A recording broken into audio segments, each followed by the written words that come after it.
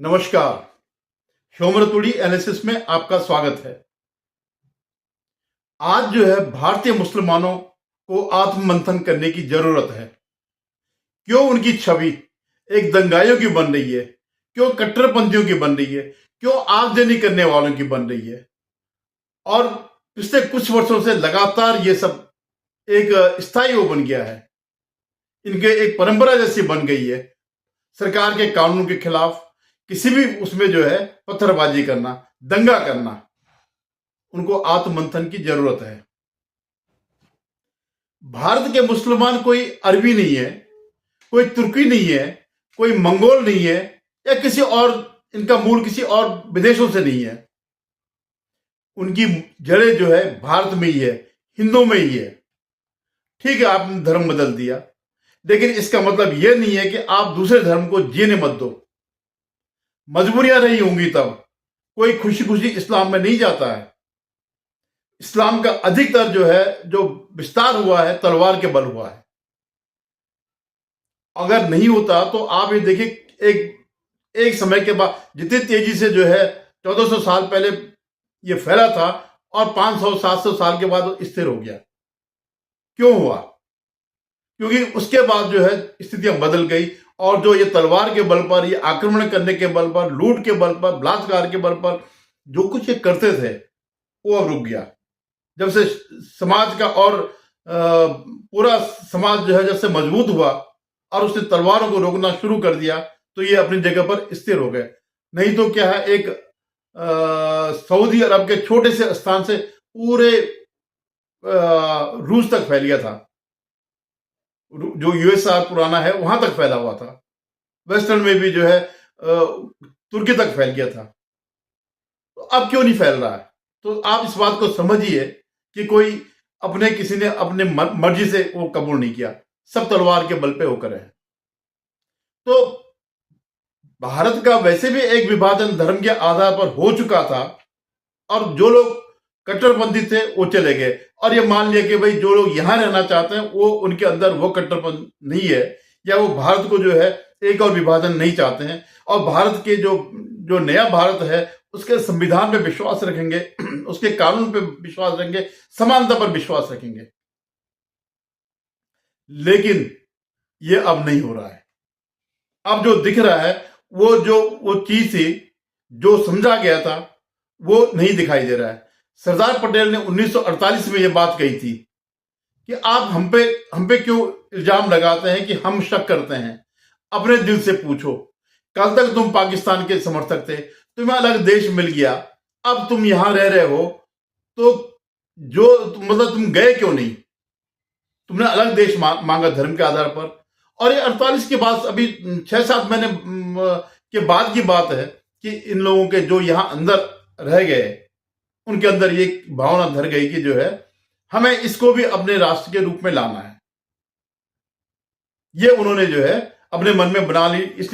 इसीलिए उनके अंदर एक चोर था कि हम पे शक किया जाता है। और तब तो 3-4 करोड़ ही थे, आज तो पता नहीं कितने 20 करोड़ के आसपास हो गए होंगे, कुछ ये कुछ घुसपैठिए मिला करके।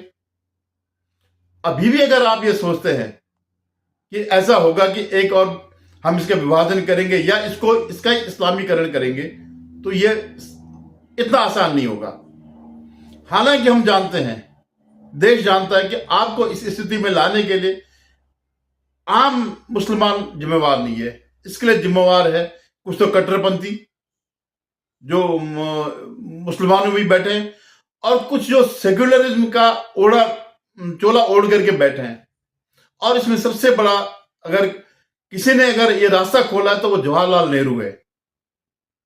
पहले जिसने सोमनाथ मंदिर का विरोध किया, पुनर्निर्माण का। क्यों? कोई लॉजिक नहीं था। अरे इतने साल बाद, 1000 साल बाद भारत आजाद हो रहा था, तो हम अपने मंदिर वापस नहीं करें, उनका पुनर्निर्माण नहीं करें, या जो मंदिर है उनको वापस नहीं ले, जिसके लिए लोगों ने बलिदान दिए थे। आजादी के अलावा जो है अपने धर्म की रक्षा के लिए बलिदान दिए। तो एक तो उन्होंने वक्फ बोर्ड ले आए। भाई वक्फ बोर्ड का क्या मतलब है? जब सब समान है तो वक्फ बोर्ड लाने का कोई मतलब नहीं था। और दूसरा जो है ये करके जो एक दिशा दे दी थी मुसलमानों को खुश करने के लिए, वोट बैंक को खुश करने के लिए, देखिए मैं सोमनाथ मंदिर के पुनर्निर्माण का विरोध कर रहा हूं, तो ये बीज जवाहरलाल नेहरू के बोए हुए हैं। और फिर इसके बाद क्या है कि जब इनकी सरकार आगे आई, एक तो वक्फ बोर्ड को जो है बहुत ज्यादा हथियार दे दिए, वो चाहे तो पूरा देश को अपनी संपत्ति घोषित करे, कोई उससे कागज पूछने वाला नहीं है। अब वो कह तो रहा था ओवैसी कि इतने लाख जमीन हमारे पास, या संपत्ति ऐसी है जिसके हमारे पास कागज नहीं है, तो किसने दी ये ताकत? कांग्रेस ने दी। और दूसरा, जो नरसिंह राव के समय पर जो है एक जो बना था प्लेस ऑफ वर्शिप एक्ट, कि 1947 के से पहले के किसी उसका जिक्र नहीं होगा। अरे भाई 1947 के बाद तो जो भी बने सब लीगली बने, उससे पहले जितने भी मंदिर तोड़े गए उसका अधिकार हमें क्यों नहीं दिया जा रहा? हिंदुओं को क्यों नहीं दिया जा रहा? वो कौन सी गुलामी में वो जी रहे हैं?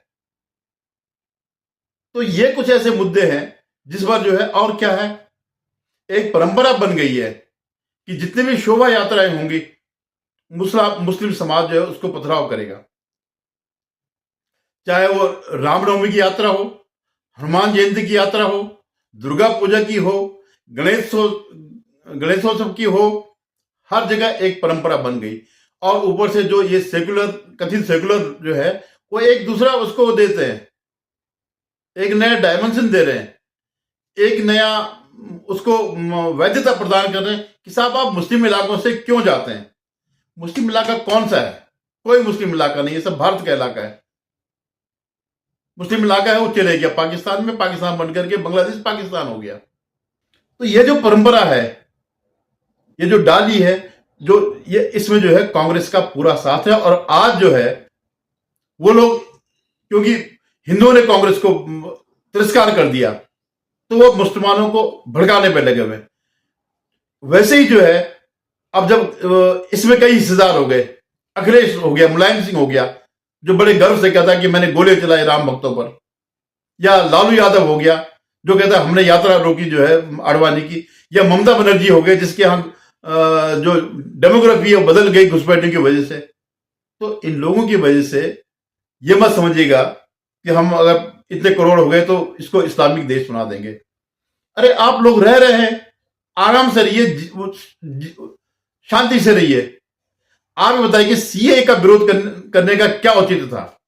किस मुसलमान का डॉक्यूमेंट चेक किया जा रहा था? मतलब आपके अंदर इतना भी अकल नहीं है कि सीए उनके लिए जो बाहर से आ रहे हैं, जो प्रताड़ित हिंदू, जैन, सिख जो दूसरे देशों में रह रहे हैं। लेकिन आप स्वराभास करें कि बाद में कहेंगे जो कि सीए जो है एनआरसी है, एनआरसी भी आएगी क्योंकि हमें उन घुसपैठियों को भी निकालना है, लेकिन तब तो नहीं था। अब आप कहते साहब हमारे, अब होता क्या है, दंगे आप लोग करते हो, पुलिस की गोली में मारे जाते हो, जेल में जाते हो, कई सालों तक सड़ते हो, लेकिन इसके पीछे जो लोग हैं, क्या वो कभी जेल गए? क्या वो कभी दंगे में मारे गए? क्या उनके खिलाफ कोई कानूनी कार्यवाही हुई? कभी नहीं। क्या राहुल गांधी कभी जेल गया? क्या अखिलेश और मुलायम सिंह का परिवार का कोई जेल गया? क्या लालू यादव का परिवार का जो 8-9 बच्चे हैं उसके उनमें से कोई जेल गया, या खुद जेल गया, या ममता बनर्जी की कोई वो जेल गए? लेकिन नहीं, कंधे आपके यूज किए जाते हैं। इस बात को समझो कि आपको, आपके कंधों को यूज करके जो है ये लोग अपना राजनीतिक रोटियां सेकते हैं। और जो बुद्धिजीवी जो है ना, ये कोई बुद्धिजीवी नहीं है, ये सिर्फ पैसे के लिए जो है, जहां से इनको पैसा मिलेगा ये वहां से पैसा लेकर के और उनके हिसाब से डिजाइन करते हैं, बहानों को जो है डिजाइन करते हैं कि हाँ इस ढंग से जो है लेजिटिमेट करते हैं, उसको वैधानिक हो देते हैं कि इस तरह जो है आप लोग इसको मानिए। तो कोई बुद्धिजीवी कोई नहीं मरा, कोई आज तक कोई नहीं आया सड़कों में आपकी तरफ दंगा करने के लिए। और आप ये देखो कि भारत ने तब भी उन लोगों को रखा, जबकि आजादी से सिर्फ 1 साल पहले डायरेक्ट एक्शन में हजारों लोग मारे गए थे हिंदू, जब जिन्ना ने कॉल दी थी। और आप एक बात बेसिकली समझ लीजिएगा कि जो पाकिस्तान गए हैं वो कभी दंगों में डायरेक्ट इन्वॉल्व नहीं थे, वो सड़कों में नहीं थे, पथराव नहीं कर रहे थे। लेकिन जो पथराव करने वाले थे, जो दंगा में शामिल थे, वो नहीं गए। बताइए कौन से लोग गए? तो उनका तो साधन था, उनका तो एक लक्ष्य था कि हमें पाकिस्तान चाहिए, उन्होंने इनके कंधों पे गोली चला करके, बंदूक रख करके, दंगे करा करके पाकिस्तान ले लिया। और वो सब जिन्ना हो या जितने भी थे, ये सब सुखी से वहां पे उन्होंने वो रहे। कौन मारे गए? जो जैसे जोगिंदर मंडल था, जिसने यहाँ के जो है, जो ज्यादातर दलितों को पाकिस्तान में, यानी जो अब बांग्लादेश है, उसमें वो किया, और लगातार वो बेचारे मारे जा रहे, या धर्म परिवर्तन उनका किया जा रहा। आज भी वो उनको नहीं छोड़ा जा रहा, इतने साल बाद, 75 साल बाद। तो इस बात को समझिएगा कि आपको अपना कंधा नहीं देना है इन लोगों को गोली चलाने के लिए। आपका कुछ नहीं, न सीए से कुछ बिगड़ा, और जो ये शोभा यात्राएं हो रही है, तो इसमें तुम्हारा कुछ नहीं जा रहा। हमें भी अधिकार है, हिंदुओं को भी अधिकार है अपने अपने धर्म के हिसाब से शोभा यात्रा निकालने के लिए। ये जो कहते हैं कि साहब उसके आगे क्यों, मंदिर के आगे, वो मस्जिद के आगे क्यों गुजरते हैं? मस्जिदें बाद में बनी है, ये जो है अब बनी है। जब भारत आजाद हो उसके बाद जहां लाखों मस्जिदें बनी है, और जो परंपरागत रास्ते थे हिंदुओं के, वो बंद हो गए। उनको बंद करना चाह रहे हैं कि इस रास्ते से न गुजरे।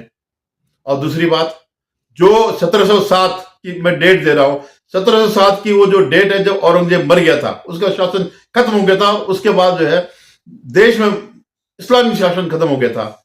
उससे पहले की जितने भी मस्जिदें हैं, वो सब हिंदुओं के उसमें स्ट्रक्चर पर बनी है, उनको तोड़ के बनी है, उसको बदल करके बना है।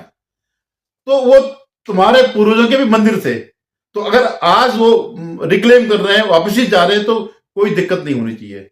क्यों इस बात को इशू बनाते हो कि संभल की जावा मस्जिद पे जो है उसकी इंक्वायरी ना हो? ये जो कानून बना था, धर्म पूजा स्थल अधिनियम, उसका उल्लंघन हो रहा। तो किसने बनाया पूजा स्थल अधिनियम? सरकार नहीं बनाया ना, कांग्रेस सरकार ने बनाया ना, कोई संविधान में तो नहीं लिखा हुआ। तो अगर वो उन्होंने बनाया, एक गलत बनाया, तो उसका वो भी निराकरण हो सकता है। कल के दिन अगर यही सरकार उसको निरस्त कर देगी, और कर सकती है, करेगी, अगर यही स्थिति रहेगी तो करेगी, तब क्या करोगे? और ये होना है तो फिर मानोगे कि नहीं, जो कानून में ये लिखा हुआ, हम उस कानून का पालन करेंगे। भाई, आप संविधान की दुहाई देते हैं, ये कानून बदल जाएगा तब भी वो संविधान का पार्ट है, तब भी वो संसद का पार्ट है, संसदीय कानून का पार्ट है, फिर मानोगे ना? तो ये मान के चलो कि ये चेंज हो जाएगा। जैसे वक्फ बोर्ड में जो है, जिसकी मर्जी उसकी संपत्ति वो कर ली, हड़प ली तुमने, कुछ लोगों ने। हालांकि आम मुसलमानों को कोई फर्क नहीं पड़ता, लेकिन जो इनके सत्ताधारी हैं, जो जहां इनको कमाई होती है, वहां उन लोगों को फर्क पड़ता है, और तुम लोगों के कंधे पर बंदूक रखते हैं। अभी वक्फ संशोधन बिल आने वाला है, और जो मुझे लगता है कि जो संभल में जो कुछ हो रहा, या इससे पहले जो मिर्जापुर में हुआ, या जितने भी दंगे होते हैं, ये उसके रिहर्सल है। आप ये बताइए कि जो आप शर्जील इमाम और उसकी बात करते हैं, उमर खालिद की बात करते हैं, साहब वो जेल में क्यों नहीं? जेल में होने चाहिए। क्या कहा था शर्जील इमाम ने कि वो जो चिकन लेके हम उसको दबा देंगे, अब ये हिस्सा अलग कर देंगे नॉर्थ ईस्ट का। क्यों? इसका मतलब साफ साफ है, तुम इस देश के नागरिक नहीं हो। मतलब ऐसे लोग इस देश के नागरिक नहीं है। और नागरिक है तो कागजों पर हो, दिल तुम्हारा जो है दूसरी जगह पर है, इस देश को टुकड़े टुकड़े करने पे लगा हुआ। उमर खालिद को देखो, दिल्ली में दंगा कराया गया। क्यों कराया गया भाई दंगा? और टाइमिंग देख करके कि इस समय वो आ रहा है, डोनाल्ड ट्रंप तब आ रहा था, तो इंटरनेशनल उसमें देखने के लिए, इसको प्रचार देने के लिए दिल्ली में दंगा कराया गया। वो जो 53 लोग मारे गए, क्या वो इंसान नहीं थे? और फिर आप कहते हैं हम पे गन क्यों तानते हो? जब तुम पथराव करते हो पुलिस वालों पे, तो क्या उनके परिवार नहीं है? उनका मानवाधिकार नहीं है? अरे उनके तो तुमसे ज्यादा है, क्योंकि वो कानून के रक्षक है। उन्होंने कानून की हर हालत में जो है रक्षा करनी है, लेकिन तुम पे फर्क नहीं पड़ता। अब तुम लोग अनपढ़ हो, सीधे हो, और जो तुम्हें सिखाते हैं वो बड़े वो है, चालाक हैं, बड़े क्रूर लोग भी है। वो चाहते हैं कि तुम्हारी लाशें गिरे और हमें जो है वोट मिले।